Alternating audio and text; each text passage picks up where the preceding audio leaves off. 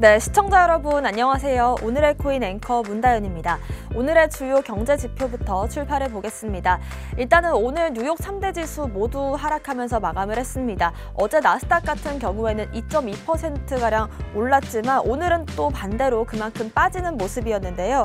대차 대조표가 생각보다 빠르게 진행될 수 있다, 이런 연준의 매파적인 발언이 나오면서 지수가 압박을 받는 모습입니다. 지수로 확인해 보겠습니다. 네, 나스닥 선물지수 일단 15,000선을 깨고 내려가는 모습입니다. S&P 500 지수도 4,520대까지 내려왔고요.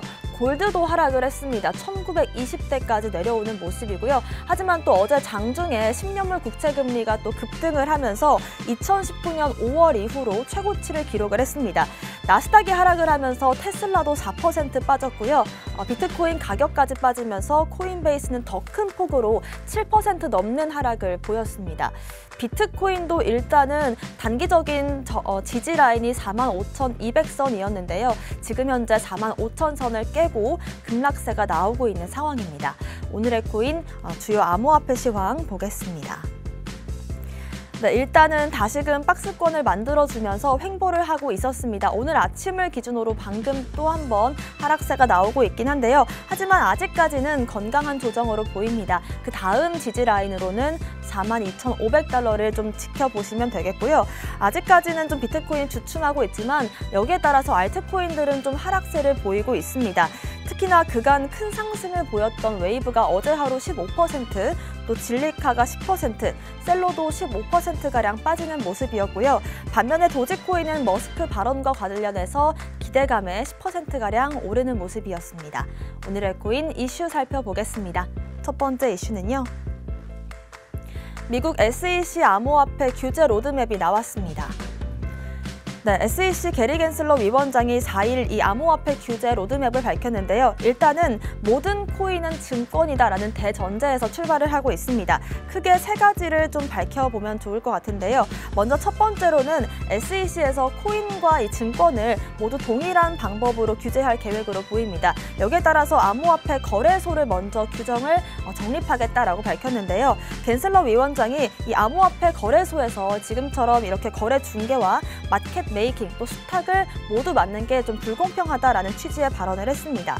두 번째로는 이제 암호화폐 거래소에 대한 이 규정이 만들어지면 그 다음으로는 코인을 등록하고 또 대중들에게 자금을 모집하는 규정을 적용하겠다라고 언급을 했고요. 또 마지막으로는 스테이블 코인 관련해서도 언급을 했습니다.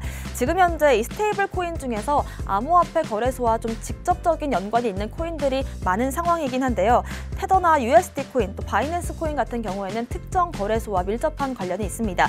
이런 스테이블 코인이 이해상충 문제를 일으킬 수 있다라고 언급을 한 건데요. 그런데 또 이 SEC 규제 같은 경우에는 올해 중에 실행되기 어려울 수도 있습니다. 왜냐하면 또 미국에서는 11월에 중간 선거가 예정돼 있는데 이때까지 의견이 모아지거나 그렇지 않으면 선거 이후인 내년 초까지 넘어갈 가능성이 큽니다.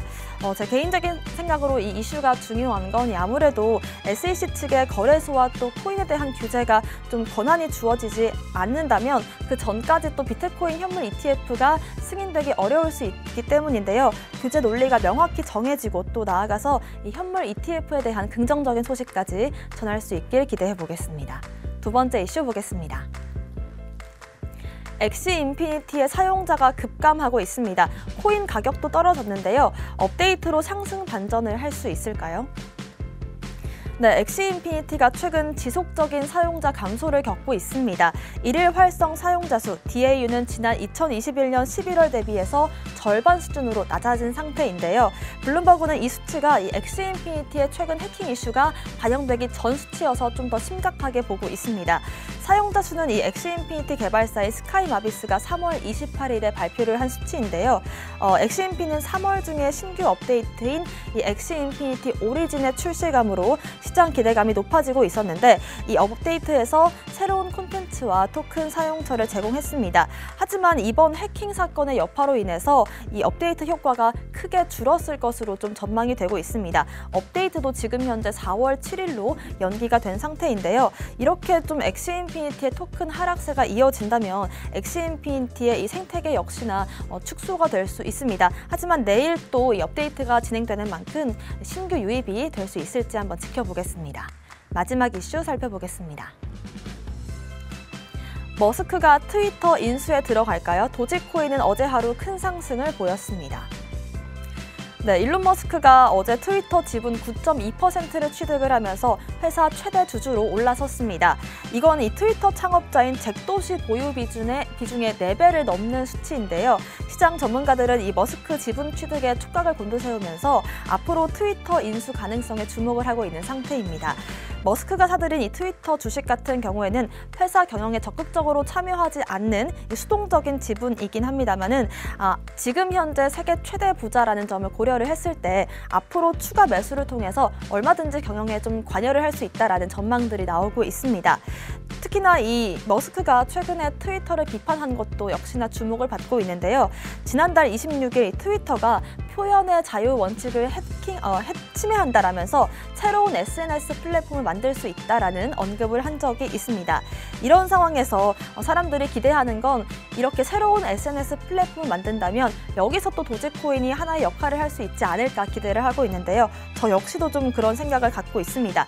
여기에 따라서 어제 하루 도지코인도 15%가량 가격 상승이 나왔고 앞으로 가격적인 측면도 좀 기대를 해봐도 괜찮을 것 같습니다.